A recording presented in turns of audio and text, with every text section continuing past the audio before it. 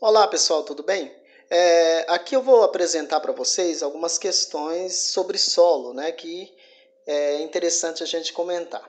Veja, por exemplo, essa questão que eles apresentam para a gente. Coloca o seguinte: está pedindo para a gente citar as interações presentes na imagem e que são responsáveis pela formação e pelo enriquecimento do solo.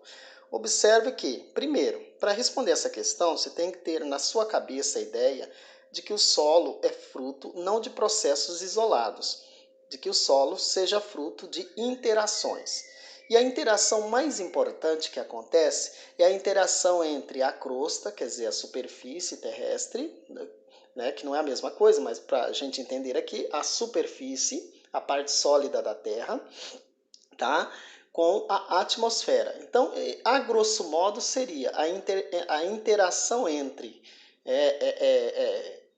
a litosfera com a atmosfera. Olhando essa figura, você já vê de cara a presença de nuvens. Portanto, as nuvens evidenciam que há chuvas. Se há chuva, há água líquida. A água líquida, ela infiltra e a água, pessoal, é a responsável por um dos processos mais importantes para a origem do solo, que é o intemperismo químico, correto? Então, a água provocando o intemperismo químico. Um outro elemento importante aí que a gente vê é justamente a presença de vegetação. Você vê uma vegetação maior, né, mais complexa, e você vê também um tapete de gramíneas, né? A cobertura vegetal, ela vai resultar em cobertura de matéria orgânica, porque essas folhas e as raízes, os caules, né, eles apodrecem, formando uma manta de matéria orgânica. Essa manta de matéria orgânica, combinado com a presença de chuvas, né? O céu está claro, evidenciando que é uma região relativamente quente. Então você tem umidade, calor, correto? Automaticamente você tem a proliferação de micro-organismos nesse solo. E os micro-organismos são importantes para a fixação de nitrogênio. Então você vê micro-organismos e nitrogênio. Também chama atenção aí a presença das minhocas, né? As minhocas são extremamente importantes porque elas são responsáveis também para a produção do humus e também para a areação do solo. O que quer dizer areação? Colocar gases, colocar ar dentro do solo. Então as minhocas têm esse papel importante. É uma questão muito inteligente para ver se o aluno tem essa visão completa, né, do processo de interação do qual surge o solo. Olha só que interessante essa questão apresentada para a gente.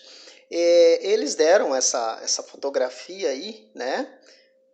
Olhe bem para essa fotografia, mas a pergunta é para a gente caracterizar um sistema agroflorestal. Sistema agroflorestal. Primeiro, esse assunto ele tem que ser inserido dentro daquele conceito de utilização e conservação do solo. As técnicas agroflorestais elas são extremamente importantes porque consiste em quê? Consiste em você produzir o mínimo impacto possível à cobertura vegetal de uma determinada área. Ou seja, é uma técnica onde há a combinação de elementos cultivados com elementos naturais. Traduzindo, é você plantar no meio da floresta. Mas para isso, não é todos os produtos que você possa plantar. Então, por exemplo, veja nessa fotografia, você observa que o que está sendo cultivado pode ser cultivado em diferentes espaços, com diferentes intensidades de iluminação que esses legumes e essas plantações permitem. Observe que há vários estratos de plantações. Você tem as próprias árvores naturais, a vegetação natural, você tem estratos, árvores menores, portanto arbustos, e você tem até leguminosas, né? Verduras praticamente legumes aí presentes. Então, para caracterizar um sistema agroflorestal, primeiro, é a diversificação do que se planta. Segundo, respeito à presença da própria floresta que você não quer agredir ou agredir o mínimo para cultivar. Terceiro, você observa claramente que as características estão relacionadas a diversos tipos de cultivos, portanto, torna-se uma policultura. E é lógico, tirando tudo isso, você ainda tem a utilização de adubos não químicos, né? Geralmente adubos e um processo orgânico no cultivo. É uma questão muito interessante que faz a gente refletir sobre novas possibilidades de uso do solo. Essa outra questão é muito interessante. Você observa que tem um bloco de rochas, né? No primeiro momento, e no segundo momento esse mesmo bloco é fragmentado em pedaços menores, vamos dizer assim, correto? Observe que houve uma fragmentação física apenas do bloco, ou seja, a primeira questão é que tipo de intemperismo ocorreu da primeira situação para a segunda? É intemperismo físico, correto? Mas perceba que a partir do momento que fragmentou-se a rocha, você vai ter uma expansão do contato com a atmosfera, ou seja, você vai ter um intervalo entre os blocos de rocha e nesse intervalo nós podemos ter infiltrando inclusive a água. Portanto, agora fragmentado, né, com o meio externo, que é a água, a atmosfera, a água que infiltra, que tipo de intemperismo passa a ser estimulado? Agora vai ser o intemperismo químico. Então, primeiro bloco, você tem para o segundo, do primeiro para o segundo, você tem intemperismo físico. Agora, o que vai acontecer depois, nessa situação que ficar a segunda figura? Vai acontecer a infiltração da água, daí nós vamos ter o intemperismo químico, ou seja, onde vai haver a desagregação dessa rocha por intemperismo químico, efetivamente, correto? A outra questão apresentada, veja que eles colocam uma tabela mostrando a perda de solo, né? E aí, na primeira coluna, coloca o uso da terra. Então, a terra está sendo utilizada para mata, né? Para pastagem, plantação de café, cafezal e plantação de algodão, algodoal. Tá aí bem especificado. Agora, o que se perde de solo em quilogramas ao ano de solo? Por exemplo, onde tem a mata, você perde 4 quilogramas. A pastagem, 700 gramas. Cafezal, 1.100 gramas. E algodão, 38 mil gramas de solo por ano. Correto? Então, eles nos provocam na seguinte situação. Atividades agrícolas podem degradar o solo. Isso é fato, não é verdade?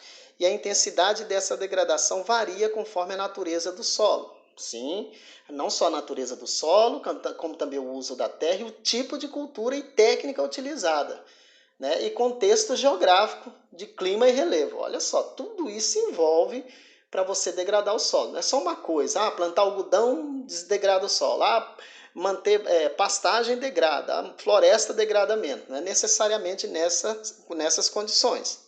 Ao longo dos anos, por exemplo, pode ocorrer a perda de milhares de toneladas de solos agricultáveis, né? Então a primeira pergunta é: cite um processo responsável pela degradação dos solos na zona intertropical brasileira.